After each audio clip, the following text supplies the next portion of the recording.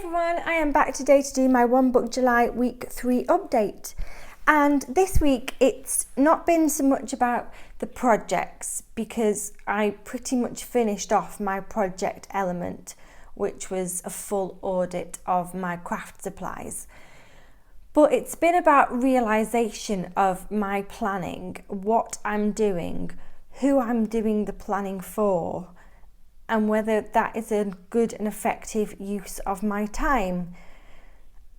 In terms of the size of the notebook, I still feel the same as I felt last week in that this size is too big. Some people are able to have a home planner and a planner that they can put in their bag, and they seem to be able to manage the two well. I'm not one of those people. I find things slip through the cracks if I have things split over two planners. So I definitely know that I just need one planner, and I definitely know that A6 is too small. So B6 still seems to be the answer to me. But also looking at this Moleskine Cahier, I'm just carrying too much in it. For example, I've got this book here, the monthly book, which has the months of the year. And then I've got this secondary book here, which is just the months in sort of this format. I don't need this. It's extra. It's just that much extra paper that I'm carting around. I just don't need it.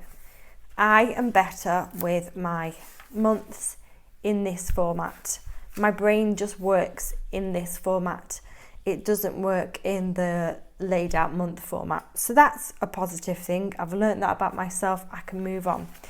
This particular Moleskine here has all this extra room. So what do? Do I continue to write the months out after the end of 2017? Well, that doesn't make any sense at all, because all that means is that I'm carrying around 2017 here, 2018 here. I don't need all that space. So I really need to think about how my books are laid out in order to get the best for me. Weekly spreads. Now, this has been one that I'm really struggling. I find myself having a real sort of battle, because I like stickers and I want to use stickers, but stickers in my planner just makes me glaze over the tasks. If I put stickers down and I write things on, I am not seeing the important things. And the whole point of my planner is to give me quick, easy to view information. So if I know I have got a specific set of tasks that have to be done on one day, by having all this extra prettiness, it just means that my mind is not focusing on the important thing, and it's not an effective use of my time to spend putting together a pretty layout like this if it's not helping me achieve the end goal. And I don't think having weekly layouts like this are helping me achieve my end goal. I am much better just having bullet journal style daily to-do lists. And if that means that they are plain and they are not full of stickers, so be it. So as much as I love my stickers, I just think that they're not helping me. They're not adding anything to my productivity. So this insert is redundant, I think.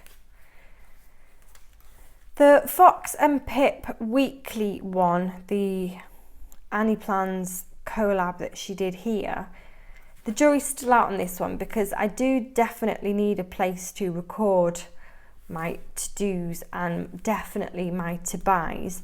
The rest of the layout is still undecided. So this one has perhaps had a state of execution for a while. Here, my daily to-do list. I think what I need to focus on with my to-dos are having them in this style. Here, this was just a page where I had put some stickers on the page that I had left over. That is just unnecessary. I just need to go back to this style of to-do list. So date and a list of things to do. Because I look at this and I instantly see what I've got to do. My attention isn't diverted by a sticker. So this is where I need to be in a basic bullet journal list format for my dailies. So this one is definitely to stay. Although one thing I would probably say is that I don't need to have such a big book. This is quite a chunky book and I don't need to keep my daily to-dos. I could easily thin this down and have smaller weekly to-dos that then I could archive into something else. So I think whilst this style is perfect, I just need to take some of the pages out, probably half to be honest. So that's the daily. The blog, again, I've picked up a full-size insert here. I really do not need to carry previous month's social media around with me.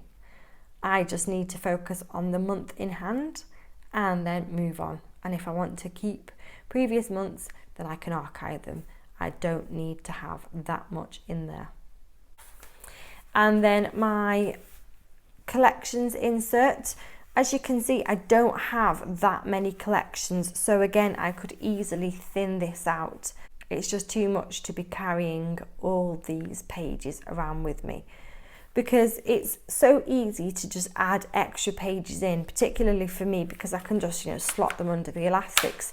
So it's no hardship to add extra pages in if I need to. But by having full books, all it's doing is making it much harder to cart this thing around.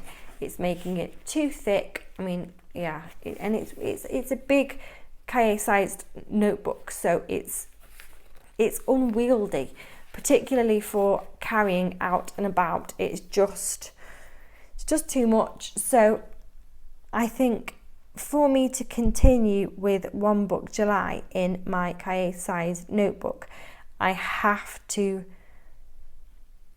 thin each of these books out and try and combine some of them. Stop using stickers, or perhaps limit my use of stickers to the weekend. I don't tend to write myself big to-do lists over the weekend, because all that happens is I write the lists. I don't get the opportunity to finish everything that's on my list, and that's really disheartening when you can't do those tasks. So I don't really write myself to-do lists at the weekend, and therefore perhaps that 2-day space is the space where I can put the odd sticker just to make the spread look pretty. But for the most part, I just need to stop using stickers and focus on the important things. So I think that's my revelations for week 3, are that if I want to be more productive, I need to strip away the extra fluffiness. So I think that's what I'll do now. I'll spend a little bit of time putting this notebook on a diet, and we shall see what impact doing those things has for next week. I would love to hear how everybody else is getting on during their One Book July. If you've had any sort of revelations about how you're planning, like I have, I would love to know. I'd love to know if anyone's been in the same position as me. Pop me a comment in the comments below. Let me know where your videos are. If they're on YouTube, I would love to have a look. I really enjoy watching other people's One Book July videos.